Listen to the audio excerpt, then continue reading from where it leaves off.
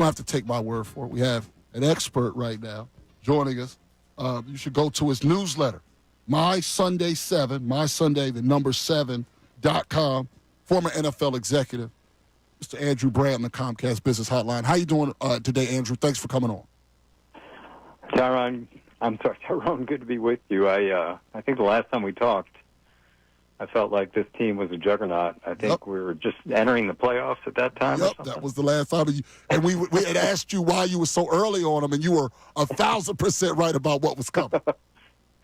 Yeah, I just thought that specifically in the Super Bowl, you look at all the positional groupings, and besides quarterback, I think the Eagles had an advantage in most, if not all, positions. So I just thought that would be a nice result, and it clearly was. And getting to the topic at hand, Ty, I just think that I'm a Packer fan, as everyone knows. That's 10 years of my life. That's hard to change.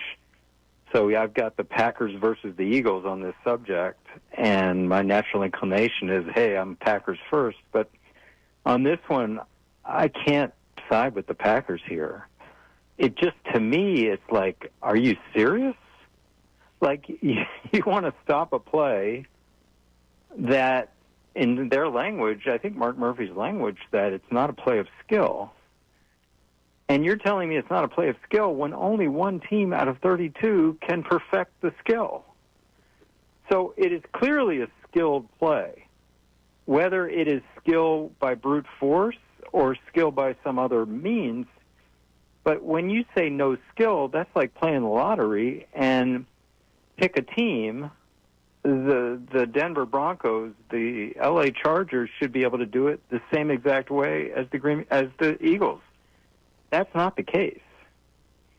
So to me, it just reeks of we can't stop it, so outlaw it. What you've seen in recent days is, I think, Todd Bowles and a couple others saying, yeah, we just need to stop it. Shouldn't ban it, just figure out a way to stop it. And I think that's the reasonable approach here. And just so you know, Andrew, some brought up player safety around the league. The NFL, Troy Vincent released today, 0 injuries this past season at all, while the Tush Push was by the Eagles, or when Buffalo ran it as well, there were no injuries. So the player safety thing, there's no data to back it up right now. Yeah, I mean, people are jumping on what Jason said, Kelsey, that it beat him up. But, beat him up is one thing. I think 12 years of playing that position beat him up, obviously.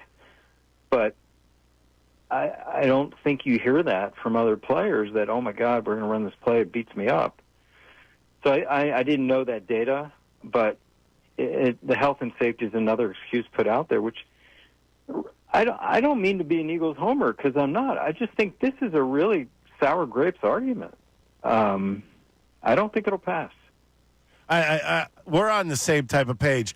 Now, let me ask you something. If I'm not wrong, years back, it used to be that you could not help anybody go forward if you're an offensive player.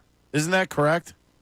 I think yes, that's the case. So if they were just speculating, if they were to pass this, that they get rid of the Tush Push, would that mean that you would also have to take away the forward progress plays, which means, let's say you throw to a wide receiver, he gets kind of stopped, but then a couple guys come and hit him in the back and knock him forward for 5 yards? Isn't that the play that gets the biggest rouse from the crowd of any? Yes. But it is, and but they talk about danger in the Tush Push. I would think that other play would be more dangerous. I mean, imagine, I was talking to Ross Tucker about this. We do a podcast together, and he was saying, as a lineman, when your back has the ball 2 yards ahead of the line, and there's a D-line coming, there's a linebacker coming, there's a safety coming, and you're near him, if they ban this, you're supposed to just stay away, like not help him against three guys,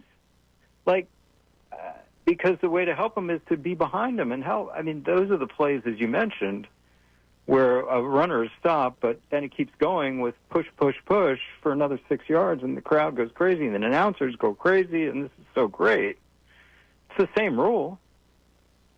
We're speaking with Andrew Brandt, Executive Director at the Murad Center at Villanova. He has his newsletter, MySunday7.com, former NFL executive. So just so we know the mechanics of it, what would need to happen for it to be banned? Does it go by a vote? How many votes do they need? Like, how would it work if they did attempt to ban it, or if they were successful to ban it this offseason? The way it usually works at the owners' meetings, which I've been at 10 of them in my time, the competition committee is starting to meet now, so they meet weeks before the owners' meeting. So when they get to the owners' meeting, they've got their recommendations. And the comp committee could be, whatever, it's 7 people or 8 people, could be 7-1 this way, or 6-2, or 8-0, and they make their presentations to the full membership.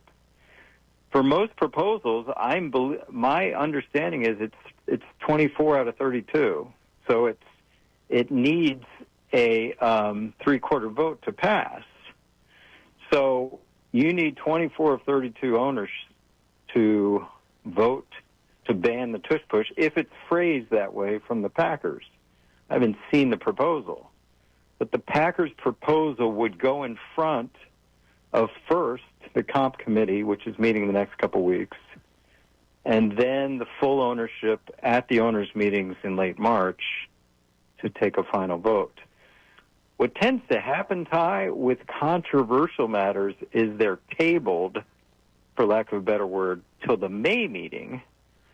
And the May meeting doesn't have the coaches or GMs. That's just the owners, and sometimes they pass things under cover of night, and you're like, wait, what happened?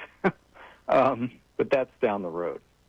Now, when they vote on this, now you said recommendations. Would this group of people, the rules committee, come in with recommendations like, hey, maybe on the Tush Push, there is no actual Tush pushing, just the quarterback, but wouldn't that just be a quarterback sneak? Like, could they change certain rules within the play? Again, the formality of the NFL, and this could always change, but the formality is you have a proposal in front of you. Now, the one thing about the competition committee, and in my day it was always chaired by Rich McKay. I think he's still on it, if he's still around.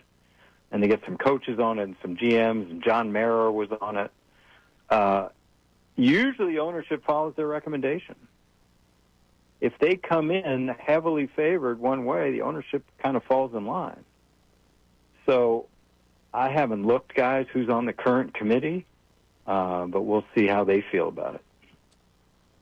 Andrew, so switching, they're at the combine now. I want to know, this didn't happen when you were in the front office. Like, these teams that are basically, I don't want to say whining, complaining, whatever it is, aren't they sort of focused on the wrong things if that's what they're spending their energy on, being at the combine?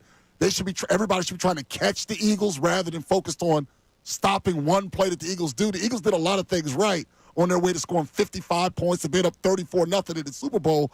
Is it odd to you that some of these teams are spending this much energy on it when they have their own issues to deal with? Yeah, I think part of it is this got out, and then I think Diana Rossini identified it was the Packers. Yep.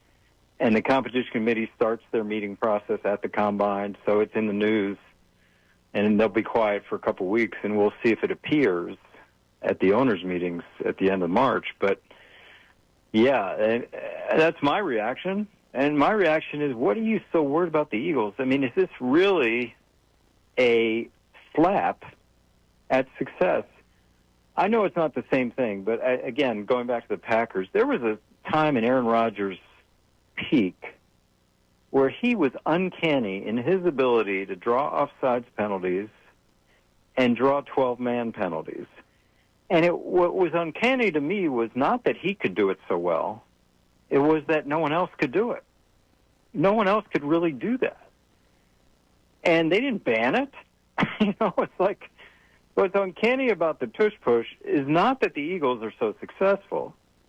What's uncanny to me is that no one else is. Like, what is going on here? Why? It's not just that Jalen Hurts has stronger legs.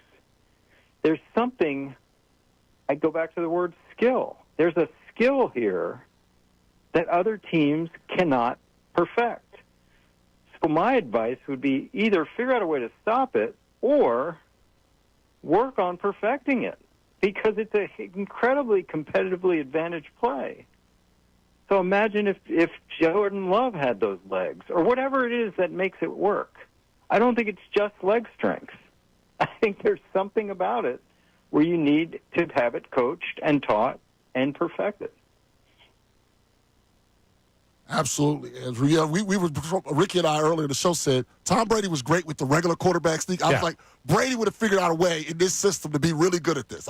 Even though he doesn't have the same legs. He would have slithered his way in there. We just know he would have because he was good at the quarterback sneak. Like, there has to be a skill involved. We really appreciate you coming on with us, Andrew, the executive director at the Murad Center at Villanova, former NFL executive, mysunday7.com. Great stuff, Andrew. Thank you so much for coming on with us. All right, guys. Always good to be with you. All right. That was Andrew Brandt. He's so good. But he's so good on the Comcast Business Hotline there. Thanks so much, everybody, for watching. Really appreciate it. If you want more of this content, make sure you like and subscribe. And you know you can do that kind of over here if you want more of the best show ever.